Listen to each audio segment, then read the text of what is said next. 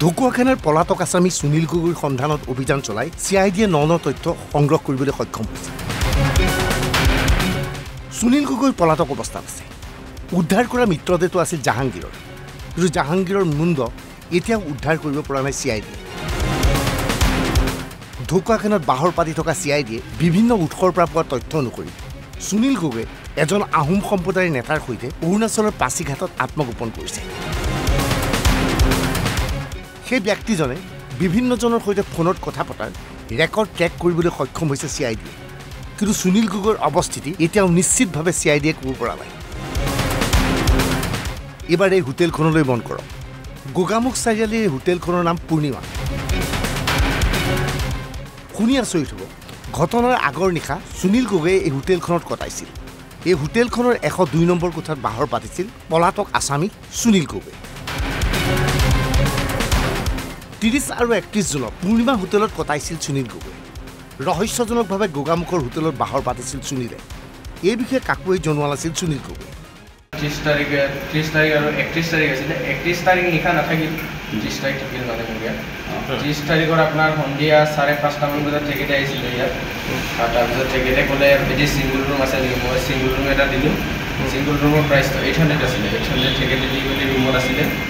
মই তলত নামি মই যেতিয়া সন্ধিয়া সময়ৰ পিছত মানে মই চাইছোঁ তেখেতে মানে ওলাই গ'ল বাহিৰলৈ। বাহিৰৰ পৰা গেটটো লক হৈ আছে।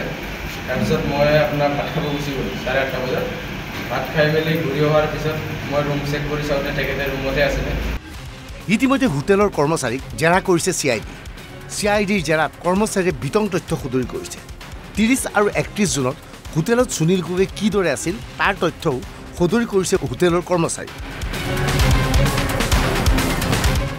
হোটেলত সুনীলক লগ ধৰিবলৈ আহিছিল এক বিশেষ ব্যক্তি। এই ব্যক্তিজনৰ ফোন ৰিচিভ কৰা নাছিল সুনীল গগৈ। ব্যক্তিজনে হোটেলৰ কৰ্মচাৰীৰ ফোনেৰে সুনীলৰ সৈতে যোগাযোগ কৰিছিল। ৰহস্যজনকভাৱে 31 জুনত হোটেলৰ পৰা পলাইছিল সুনীলে। গেটটো তলা মাৰি ৰাতিপুৱা আপোনাৰ যেতিয়া মই গেটটো খুলি মেলি তলত আছিলোঁ, তাৰপিছত তলত আহি মই ৰুমত থাকিলোঁ। ৰুমত থকাৰ পিছত তেখেতৰ লগৰ এজন আহিলে। লগৰ এজন এনেই আবেলি বা 1-2 তেনেকুৱা সময়ত আহিছে। একজেক্টলি শুনা নাই এতিয়া। মানে অহাৰ পিছত ক'লে, ভাইটি তোমাৰ ফোনটো দিয়াচোন, মোৰ ফোনটো তোমাৰ ৰুমত থকা মানুহজনে ৰিচিভ কৰা। পিছত তেখেতক মই ফোনটো দিলোঁ। তেখেতে প্ৰথমবাৰ ফোন কৰোঁতে মানে সিজন মানুহে এনচাৰ দিছে যে মই চুলি কাটি আছোঁ। আকৌ নেক্সট বাৰ ফোন কৰিছিলে তুমি ক'ত আছা বুলি। সুনীল গগৈ সেই বন্ধুজনলৈ ফোন কৰিছে। সুনীল গগৈ নহয়, তেখেতৰ যোনটো তেখেতক লগ কৰিব মানুহ আহিছিলে সেইজন মানুহ। তেখেতে মানে ক'লে তুমি ক'ত আছা? সুনীল গগৈ বা কোন আছিলে এইটো মই ক'ব জনা নাই। তাৰপিছত মানে তেখেতে এনচাৰ দিলে, ক'লে কি মই চুলি কাটি আছোঁ। আকৌ নেক্সট বাৰ ফোন কৰিছিলে। ফোন কৰি আকৌ সুধিছে তুমি আহি পোৱা নাই নেকি? তেখেতে ক'লে আহি আছোঁ। আকৌ নেক্সট বাৰ ফোন কৰোঁতে মানে টোটেল 3বাৰ ফোন কৰিছে। তেখেতে কৈছে আহি পালোঁ বুলি কৈছে। তেখেতে মোৰ হাতত মোবাইলটো বটাই মেলি তেখেতে নামি গ'ল। নামি যোৱাত তেখেতৰ পিছত ময়ো নামি আহিছিলোঁ। তেখেতে ৰুমত সোমালে, মই তলত গ'লোঁ।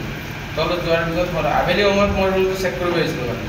মানুহকেইটা বিলটো নেক্সট দিনা লোৱা নাই, ল'ব আহিছিলোঁ। তেখেতে মানে তেতিয়া দুৱাৰ খোলা আছে মানে এদি ওলাই গুচি গ'ল আৰু নেক্সট দিনাখনে বিলটো দিয়া নাই। চিআইডি নিশ্চিত সুনীল এতিয়াও জীৱিত অৱস্থাত আছে। সুচতুৰ অপৰাধীৰ দৰে কৌশলেৰে আত্মগোপন কৰিছে সুনীল গগৈ। আৰক্ষীৰ সন্দেহ সুনীল অৰুণাচলৰ পৰা এতিয়াও আঁতৰি যোৱা নাই। শীঘ্ৰে সুনীলক কৰায়ত্ব কৰিব পৰা যাব বুলি ধাৰণা কৰিছে চিআইডিয়ে। Bureau' report, NB news.